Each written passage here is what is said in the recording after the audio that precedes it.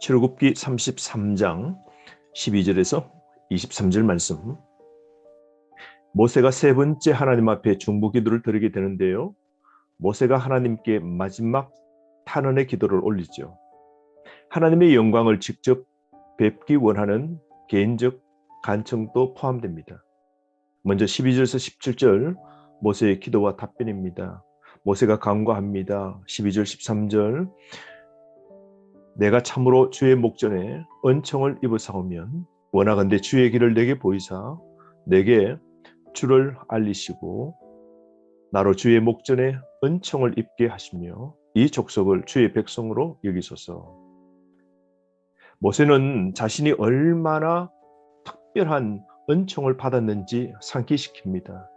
그리고 하나님께서 친히 함께 가시면서 갈 길을 보이시고 긍휼히 여겨달라고 부탁하고 있는 것이죠. 여러분, 우리의 인생의 길을 다 아시는 분 누구입니까? 나를 지으신 하나님이시죠.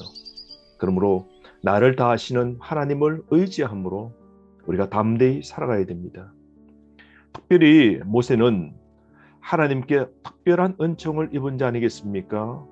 하나님께서 우리에게 은총을 주셔서 우리가 구원받고 오늘의 삶 이어져 갈 수 있는 것이죠.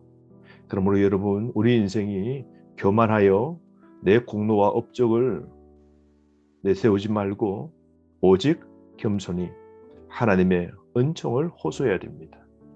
주님의 은총 없이는 우리가 단 한순간도 살아갈 수 없는 것이죠. 하나님의 은총으로 사는 존재입니다. 이걸 잊지 말아야 됩니다. 14절 말씀, 하나님의 응답인데요. 여호와께서 이르시되 내가 친히 가리라. 내가 너를 쉬게 하리라.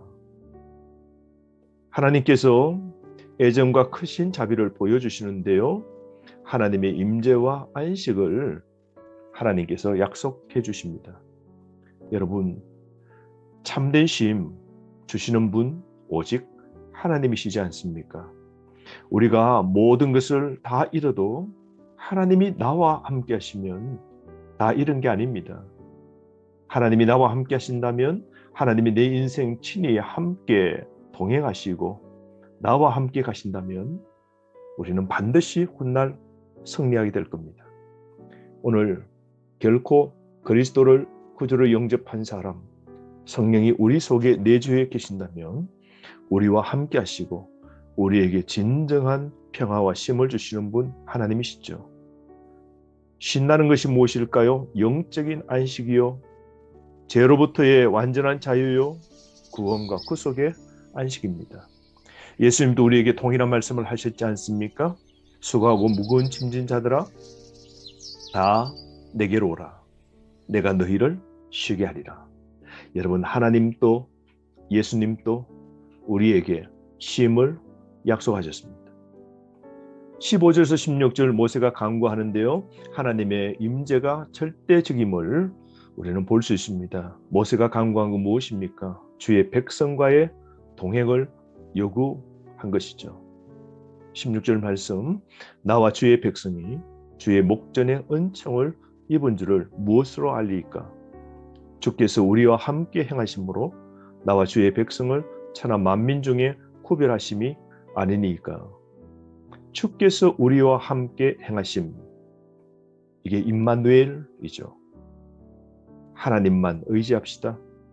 세상 그 어떤 것보다 하나님의 동행을 구하는 오늘 아침에 우리의 기도가 되어야 되지 않을까요?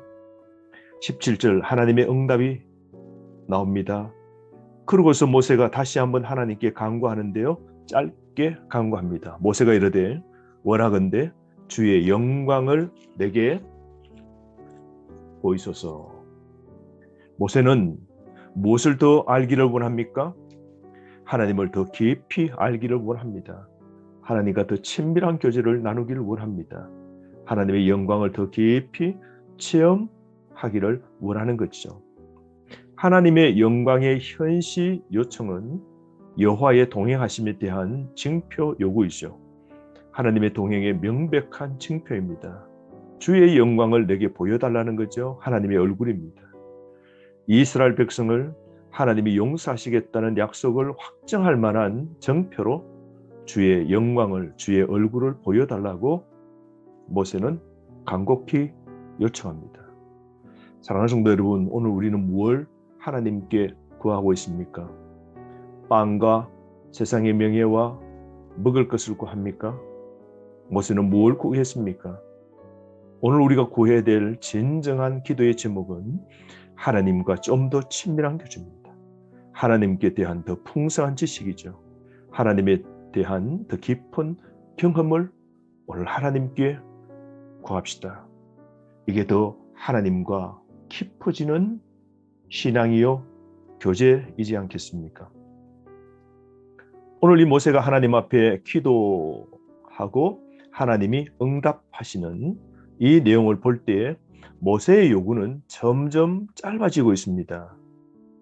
갈수록 모세가 하나님께 질문하고 말하는 건 줄어들고 있는 반면 하나님의 응답은 점점 길어지는 것을 볼 수 있습니다. 왜 그럴까요? 우리 인간은 하나님과 교제할수록 점점 겸손해질 수밖에 없는 것이고 하나님의 그 사랑과 관심은 우리를 향하여 점점 커져감을 알게 됩니다. 사랑하는 성도 여러분, 오늘 이스라엘 백성이 죄를 지었고 금송아지를 섬기는 악한 우상을 섬긴 죄악 범한 백성들입니다. 그래서 모세는 죄 지은 백성을 위해 할 수 있는 유일한 것은 중보 기도였던 것이죠. 하나님께서 응답하실 때까지 모세는 계속 기도한 겁니다. 오늘 우리도 하나님께서 응답하실 때까지 계속 기도해야 됩니다. 기도는 하나님의 마음을 움직입니다. 기도는 모든 것을 변화시킵니다. 기도는 문제의 확실한 해결 방법인 것이죠. 19절에서 23절 말씀, 하나님은 길게 모세의 마지막 요구에 응답하시죠. 하나님의 선한 형상을 모세 앞에 지나가게 하시고 그 이름을 선포하십니다. 얼굴은 보여주지 않으시고 등만 보여주셔서 모세가 죽지 않도록까지 보호해 주신 겁니다. 모세는 이처럼 하나님께 놀라운 은혜를 받은 자가 된 것이죠. 사랑하는 성도 여러분, 하나님은 우리와 동행하시기를 원하십니다. 하나님은 우리와 동행하시기를 우리가 하나님과 동행하고 싶은 것보다 훨씬 더 간절히 원하심을 보게 됩니다. 하나님은 무조건 응답하시지 않으시고 우리에게 가장 좋은 것으로 응답하심을 보게 됩니다. 만약 모세의 뜻대로 하나님 그 얼굴이 보여진다면 모세는 죽었을 겁니다.